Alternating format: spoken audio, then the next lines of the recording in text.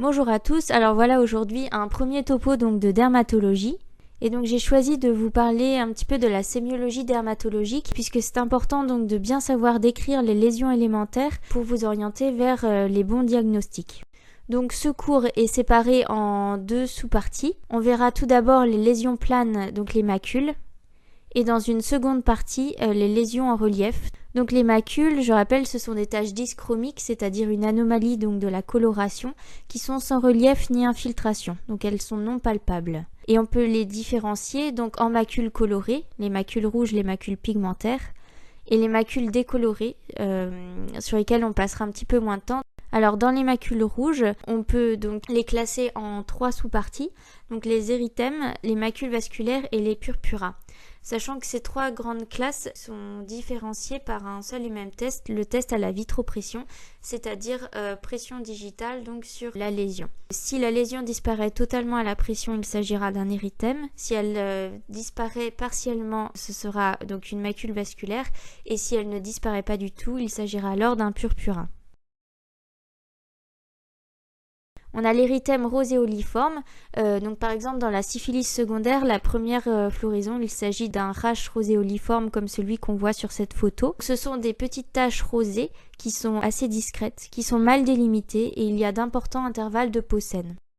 Un petit peu plus prononcé l'érythème morbilliforme, comme on peut le voir dans la rougeole. Donc c'est un érythème qui est rouge et étendu, avec des éléments de petite taille et il y a toujours des intervalles de peau saine. Et enfin l'érythème scarlatiniforme, qui est donc un érythème qui est rouge vif, avec de grands placards continus et sans intervalle de peau saine. Et donc c'est comme son nom l'indique, dans la scarlatine qu'on retrouve typiquement cette éruption.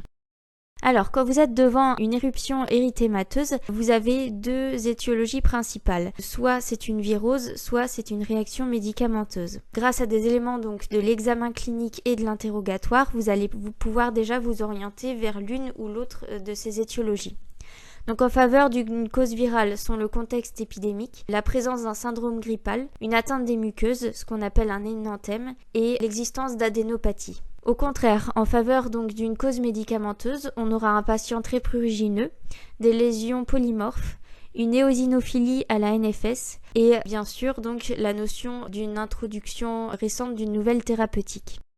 Maintenant, nous passons aux macules vasculaires, qui sont donc des dilatations vasculaires anormales, soit par la taille, soit par leur permanence, et avec un excès donc de capillaires dermiques. Donc sur cette photo, on voit une télangiectasie, qui est une lésion acquise rouge, qui est non pulsatile et qui est arborisée. Sur cette photo, on voit un angiome plan, qui est une lésion congénitale de couleur rouge violacé à limite nette. Et enfin, donc la troisième sous-partie, les purpuras, on peut les distinguer en deux parties. Tout d'abord, une anomalie plaquettaire, donc soit une anomalie qualitative, soit quantitative. Ce sont les purpuras thrombopéniques et thrombopathiques. Soit le purpura vasculaire, donc c'est une anomalie du contenant le vaisseau. Deux examens permettront de vous orienter vers l'une de ces deux étiologies. À la NFS, vous retrouverez une anomalie donc des plaquettes orientant vers un purpura thrombopénique. Et à la réalisation donc de votre biopsie cutanée, à l'examen histologique, vous pourrez retrouver des arguments en faveur donc d'une atteinte vasculaire. Mais cliniquement, ces deux types de purpura se présentent différemment. Donc le purpura thrombopénique est pétéchial, il est non infiltré et il y a une atteinte des muqueuses. Donc pensez à bien regarder au niveau buccal et génital si vous ne retrouvez pas des bulles hémorragiques chez votre patient. À l'opposé, le purpura vasculaire sera à composante échymotique avec des éléments nécrotiques et il sera déclive. Voici une image de purpura pétéchial. Donc en fait ce sont des petits points, le purpura en vibis qui sont donc des stries purpuriques. Le purpura échymotique qui se présente en plage. Et le purpura nécrotique avec des éléments noirâtres et qui témoigne le plus souvent d'une atteinte plus profonde. Et enfin, une entité à ne pas manquer, c'est le purpura fulminans. Donc, chez un patient fébrile chez qui apparaissent des lésions purpuriques d'évolution très rapide avec des éléments nécrotiques, tout de suite pensez au purpura fulminans qui est un signe donc de méningococcémie ou plus rarement de pneumococcémie et qui est une urgence vitale car votre patient risque de nécroser rapidement. Le risque, c'est donc l'amputation des membres. Un petit peu plus rapidement, nous allons voir les macules pigmentaires qui sont donc une accumulation d'un pigment dans l'épiderme ou le derme et le plus souvent ce pigment c'est la mélanine. Ces taches vont être du marron clair au noir mais elles peuvent être également gris bleuté et c'est donc ce qu'on retrouve sur cette photo, c'est ce qu'on appelle la tache mongolique du nourrisson. Donc les macules pigmentaires peuvent être localisées, comme sur cette photo où l'on retrouve des taches café au lait et c'est une atteinte que l'on retrouve dans la neurofibromatose. Soit les macules pigmentaires peuvent être généralisées et c'est donc la mélanodermie dans la maladie d'Addison. Acquises, à gauche ce sont des macules donc achromiques d'un pityriasis versicolore qui est donc une atteinte par Malassezia furfur. Et à droite, il s'agit d'un vitiligo. Donc nous passons maintenant à la deuxième partie de ce cours et nous allons commencer donc par voir les vésicules.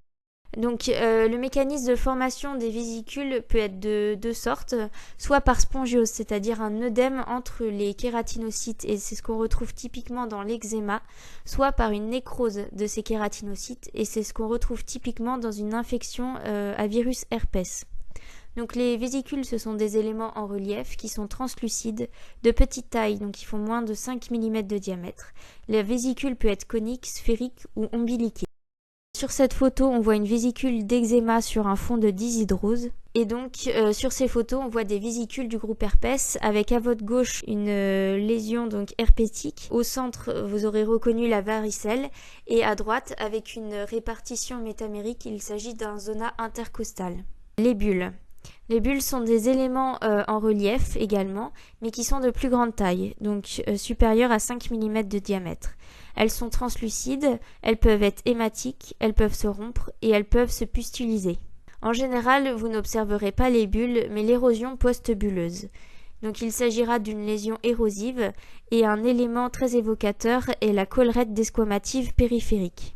Alors, attention, lorsque vous êtes devant une éruption bulleuse, pensez à rechercher un signe de Nikolsky. Il s'agit donc d'exercer une pression digitale en peau saine, et si la peau se décolle, le signe de Nikolsky est positif, c'est donc un signe de gravité. C'est un signe que l'on retrouve donc dans la nécrolyse épidermique toxique ou encore dans le syndrome de Lyell. Un petit aparté sur les examens en immunofluorescence des bulles, puisqu'on a deux types de clivage qui va amener à la bulle.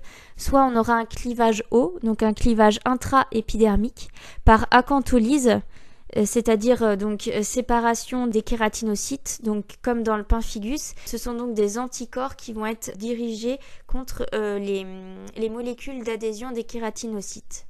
Soit par nécrose kératinocytaire et c'est ce qu'on retrouve dans le syndrome de Lyell. Et donc vous aurez une image comme on peut le voir à gauche sur l'immunofluorescence, une image en réseau. Alors qu'à droite, on retrouve une image linéaire. Il s'agit d'un clivage dermo-épidermique, c'est-à-dire donc de la jonction entre le derme et l'épiderme.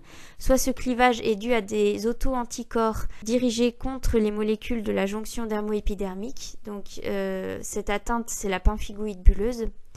Soit ce clivage est donc d'origine génétique et c'est ce qu'on retrouve dans l'épidermolyse bulleuse. Et enfin, donc dernière lésion présentée aujourd'hui, c'est la pustule. Donc c'est une accumulation de polynucléaires neutrophiles, soit centrée par un follicule pilosébacé, soit à localisation épidermique. C'est donc ce qu'on peut retrouver donc dans le psoriasis pustuleux.